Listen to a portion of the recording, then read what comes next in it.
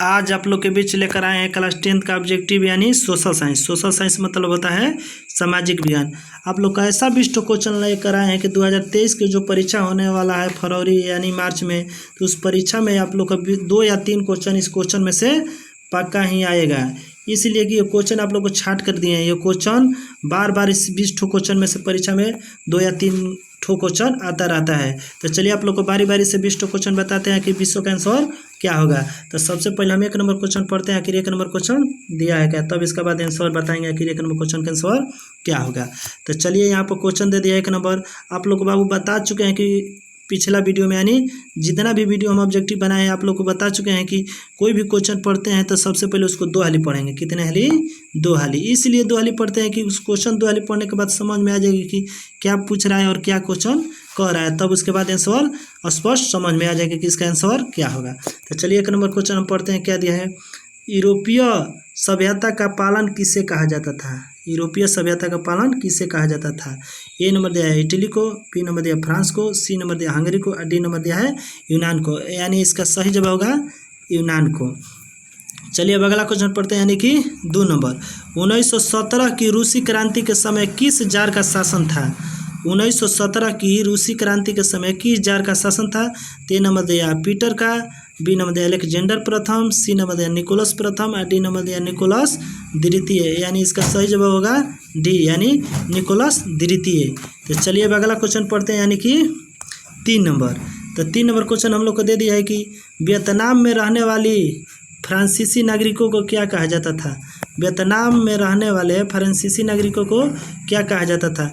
ए number दिया Ceylon, B number दिया मिलोन, सी number दिया कोलोन और डी नंबर दिया इनमें से कोई नहीं। यानी इसका सही जवाब होगा सी यानी कोलोन।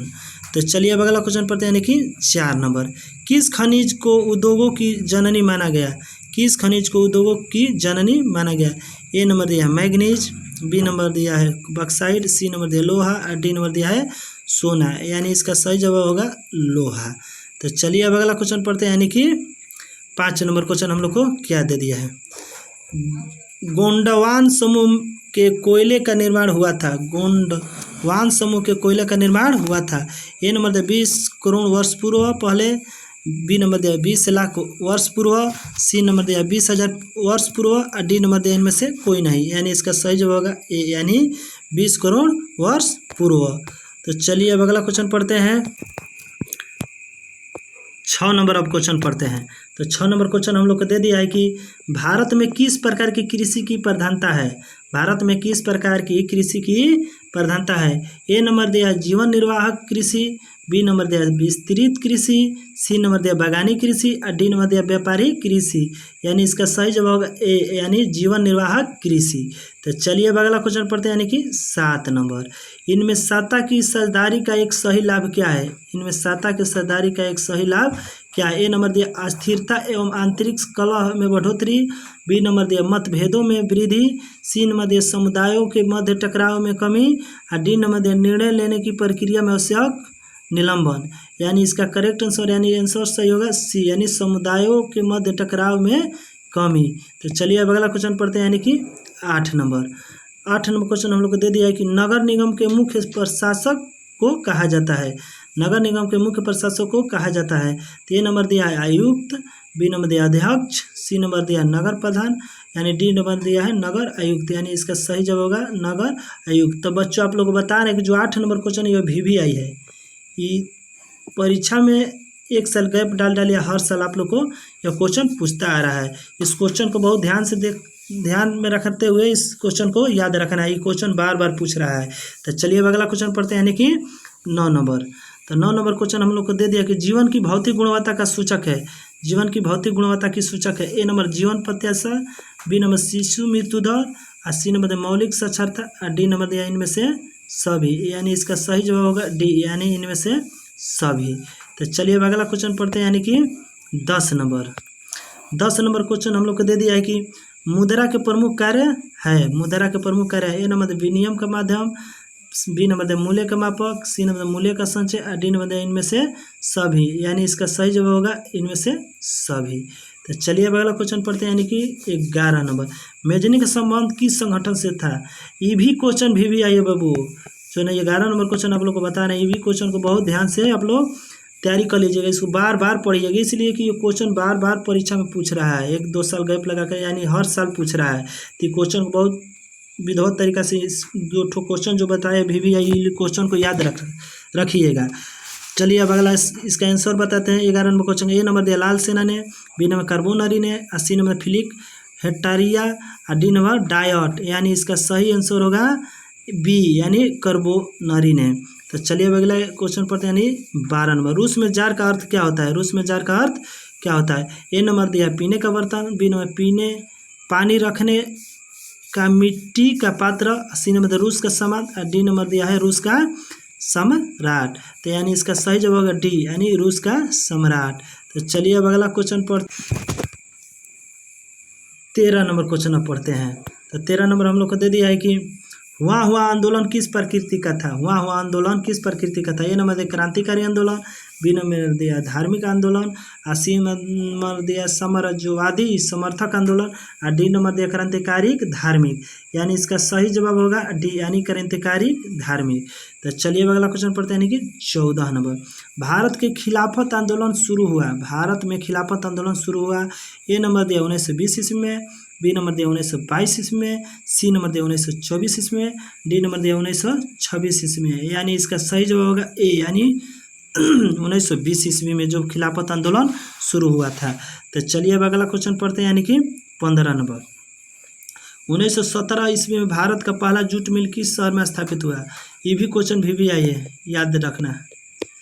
भारत में 1947 में पहला जूट मिल किस शहर में स्थापित हुआ था? ए नंबर कोलकाता में, बी नंबर दिल्ली में, C number Mumbai, D number Patna में, यानी इसका सही जवाब होगा ए यानी कोलकाता में। तो चलिए अब अगला क्वेश्चन पढ़ते हैं, यानी कि 16 नंबर। तो 16 नंबर क्वेश्चन हम लोग को दे दिया कि पूंजीपति वर्ग के द्वारा किस वर्ग का शोषण हुआ? पूंजीपति वर्ग के द्वारा किस वर्ग का शोषण हुआ? ए नंबर दिया श्रमिक वर्ग, बी नंबर दिया मध्यम वर्ग, सी नंबर दिया कृषक वर्ग, और डी नंबर इनमें से सभी, यानी इसका सही जवाब होगा डी यानी इनमें से सभी। चलिए अब अगला क्वेश्चन पढ़ते हैं, यानी कि 17 नंबर। प्राचीन काल में किस स्थल मार्ग से एशिया और यूरोप का व्यापार होता था? प्राचीन काल में किस स्थल मार्ग से एशिया और यूरोप का व्यापार होता था? यानी ये नंबर ऑप्शन दे दिया सूती मार्ग, बी नंबर दिया रेशम मार्ग, सी नंबर दिया उत्तर पथ, डी नंबर दिया दक्षिण पथ, यानी इसका सही जवाब होगा बी यानी रेशम मार्ग। तो चलिए अब अगला क्वेश्चन पढ़ते हैं, यानी कि 18 नंबर। जो 18 नंबर क्वेश्चन है कि ये भी VVI क्वेश्चन है, इसको बहुत बारीकी तरीके से याद रखना है क्योंकि यह बार बार परीक्षा में पूछता रहता है। तो चलिए इस क्वेश्चन को पढ़ते हैं। गुटेनबर्ग ने सर्वप्रथम पुस्तक की छपाई की, गुटेनबर्ग ने सर्वप्रथम पुस्तक की छपाई की। ए नंबर दिया कुरान, बी नंबर दिया गीता, सी नंबर दिया हादिस, डी नंबर दिया बाइबल, यानी इसका करेक्ट आंसर होगा डी नंबर ऑप्शन, यानी बाइबल ने गुटेनबर्ग का सर्वप्रथम पुस्तक छपाई की थी। तो चलिए अगला क्वेश्चन पढ़ते हैं, यानी कि 19 नंबर। राष्ट्रपिता के नाम से किसे जाना जाता है? राष्ट्रपिता के नाम से किसे जाना जाता है? ए नंबर राजमोहन राय को, बी नंबर महात्मा गांधी को, सी नंबर दादा भाई नौरोजी को, और डी नंबर भारतेंदु हरिश्चंद्र को, यानी इसका सही जवाब होगा महात्मा गांधी हो जो भारत का राष्ट्रीय पिता माना जाता है। चलिए अब अगला क्वेश्चन पढ़ते हैं, यानी कि 20 नंबर क्वेश्चन।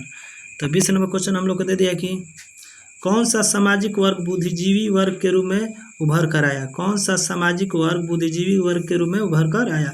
ए नंबर दिया उद्योगपति वर्ग, बी नंबर पूंजीपति वर्ग, सी नंबर श्रमिक वर्ग, डी नंबर मध्यम वर्ग, यानी इसका सही जवाब होगा डी यानी मध्यम वर्ग। तो चलिए अब अगला क्वेश्चन पढ़ते हैं, यानी कि 21 नंबर।